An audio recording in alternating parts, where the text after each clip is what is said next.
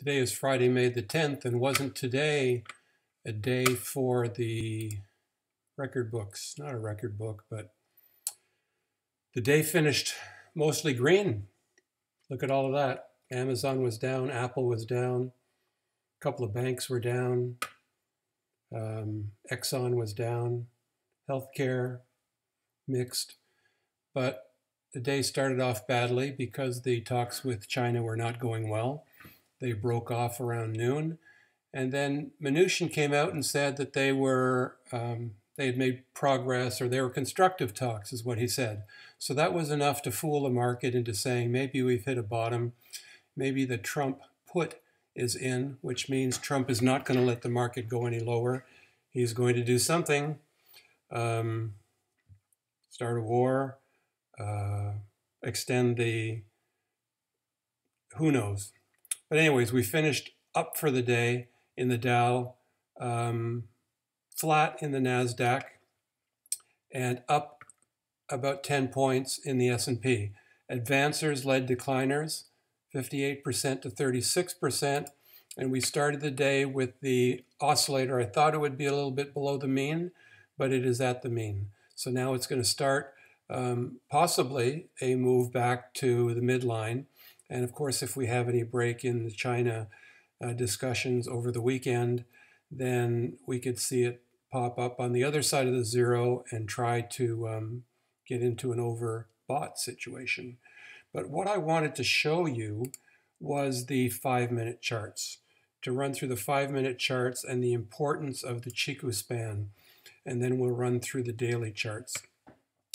So the market is on its way down. Hits a bottom right around 11 o'clock, drags on through noon, and then starts to creep up. And it reaches this point right here, this candle here at 12:20. And you can see the high of that candle was where the Chikou span was able to break out from underneath these candles. It had dragged underneath these candles. It saw an opportunity to slip right through these two candles, and it was going to do that right at this point, and that's what happened. And then we had a pullback to test the top of this candle. I'm going to get rid of that arrow now to test the top of this candle, and up we went. And then the price went through the weakest part of the cloud. Had that not happened, had we dragged into this with just price going flat, we would have had more and more resistance as the day went on. So if the market was going to make a break, this was going to be the part of the cloud where it was going to do it in. And if you think that that's coincidental, well, let's look at Apple. Apple on the 5-minute did pretty much the same thing, went up here and tested the top of the cloud, came down to settle here, which was the bottom of this candle, and then was able to sneak through, go down and test the top of this candle, because that would have been right at this point here. Chikou span would have hit the top of the candle right here, and where is that? Right there. So price came down, and the Chikou span came down, and it found support here, and it moved up. And then we found the Chikou span come down and find support on the top of this candle, and that was all we needed then to move up and have what looked like it was going to be a bit of a run into the close. Then Apple pulled back with some selling volume right at 4 p.m. So there was a bit of profit taking from people who may have bought in at this area, and were closing out some short calls and some puts. But we did get support on the cloud, and we ended up at after hours at 4:10 at getting support on the cloud there as well. So let's now go to Caterpillar, and let's see if the same was true for Caterpillar. Caterpillar snuck through after getting support on this candle, snuck through those two candles, much like the S&P did, but much earlier at 10:17. And then it sought out the cloud. Chikou span bounced off the cloud once, twice, 3 times, finally broke through, came back and got support on the cloud, moved up, Lost support where? At a very, very vulnerable spot where resistance was non-existent. And then we dropped down, but we did see some strength as the market started to move up, and we saw some strength. So the 5-minute there was showing you what was happening to the stock throughout the day, and Caterpillar actually ended up.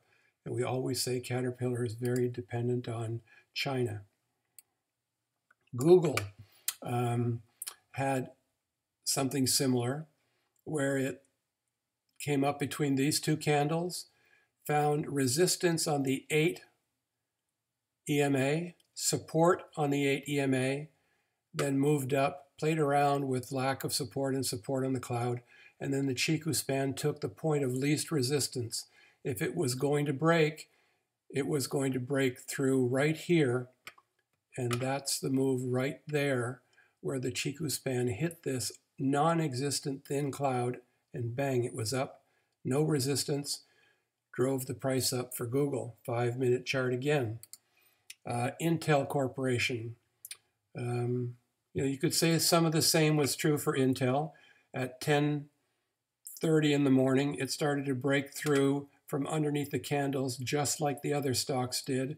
Got support on these candles, came up, met resistance at the cloud, came down, got support off of this candle, and finished up. So that's not a bad turnaround for Intel, but it still did finish down on the day, but not as bad as it could have been.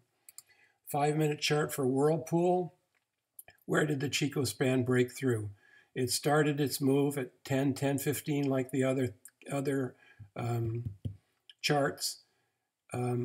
Broke above the candles, played around in the cloud. Where did it find the point of least resistance? Not here, but it settled for this point of least resistance, which was your candle right here. And then it continued to move up and then pull back into the close. The other stock that we're looking at, that was Whirlpool. WDC, the other thing we're looking at, its Chikou span also took the point of least resistance in the cloud, came back after hours to find support in the cloud and to jump up. So let's just take a quick look now on where we stand on things on a daily basis.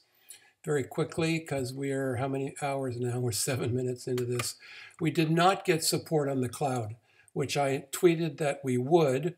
I thought that there was going to be buyers sitting here at the top of the cloud, but the buyers were a few points above that and buying the rest of the stocks, which turned the S&P average up and didn't hit the bottom of the cloud. Doesn't mean it's not going to come back to test the cloud sometime next week.